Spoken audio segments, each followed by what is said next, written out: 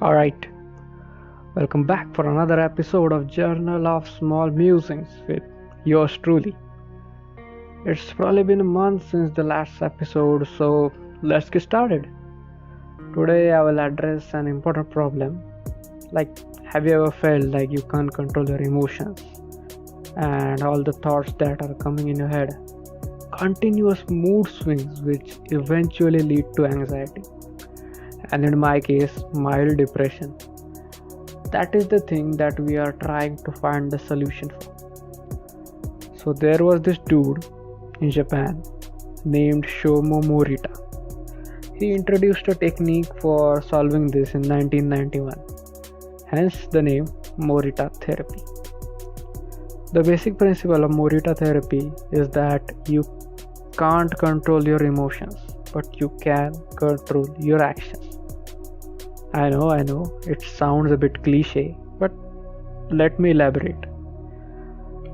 Step 1 is accepting the fact that we have no control over our emotions, that we will feel what we are bound to feel.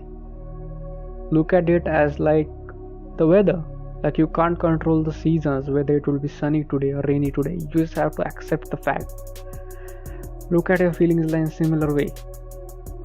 But also remember, what we are feeling and what we do are two very different things.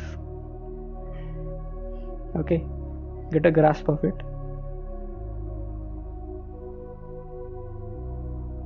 Another principle that works here is knowing that our actions are going to affect our feelings.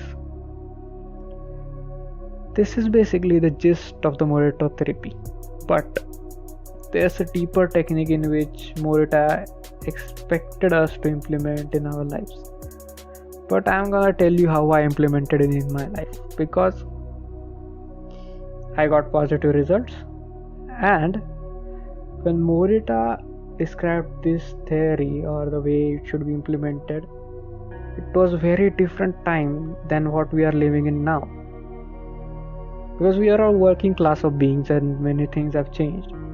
So I would ask you to trust my way. Now there are 5 things that I did which certainly worked for me. First, doing one thing at a time, that is no multitasking. We as humans are so accustomed to doing so many things at a time that it really takes a toll on our mental health. Like for example, do not touch your phone to reply to a text when you are reading a book. This is a simple example, but use your imagination. This eased up on my brain big time. I felt like I was starting to live in the moment more, like I was here. I was not thinking about the future, I was not thinking about the present, I was not thinking about something else when I was working on something I wanted to do. It is helpful. The second thing, I started accepting whatever I was feeling without asking for a reason, like why I was feeling them. I accepted that these emotions are a part of me, but I am still going to do what I want to do and what I have to do. Third, whenever I felt like I was losing control in my head, I stopped doing what I was doing. I closed my eyes, took a deep breath, observed everything that was going on in my head without trying to change it. It is very important. You must not try to restrict, control, or change our emotions. Rather, look at them like you are in a zoo. You must only observe. Okay, draw no conclusions, make no changes, do not stop a process. Just observe. Eventually, things start to settle down and you can get back to work. At least that's how it helped me. One more thing I focused on was trying to minimize the amount of content I was exposed to.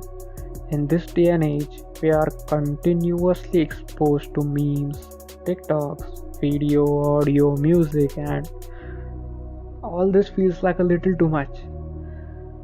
So instead, I stopped checking my phone for at least an hour after I woke up as well as an hour prior I go to bed, and started keeping track of my screen time.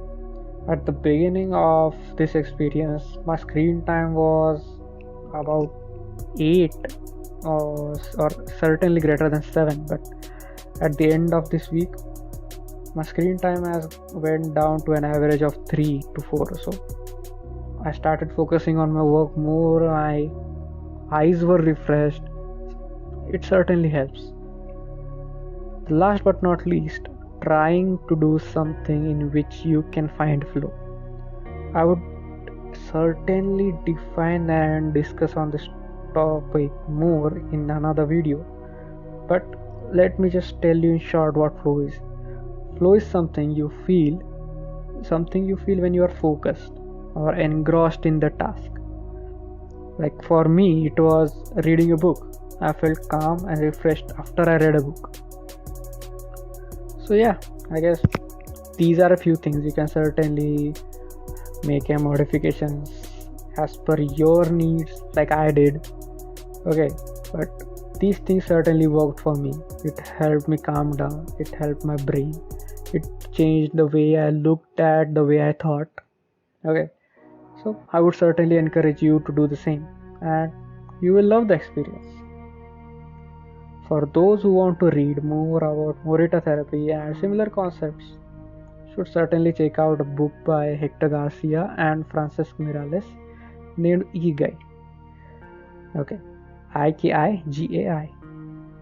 It's a world famous piece of literature. I would also link it in the description if you want to buy it. So I guess that's it.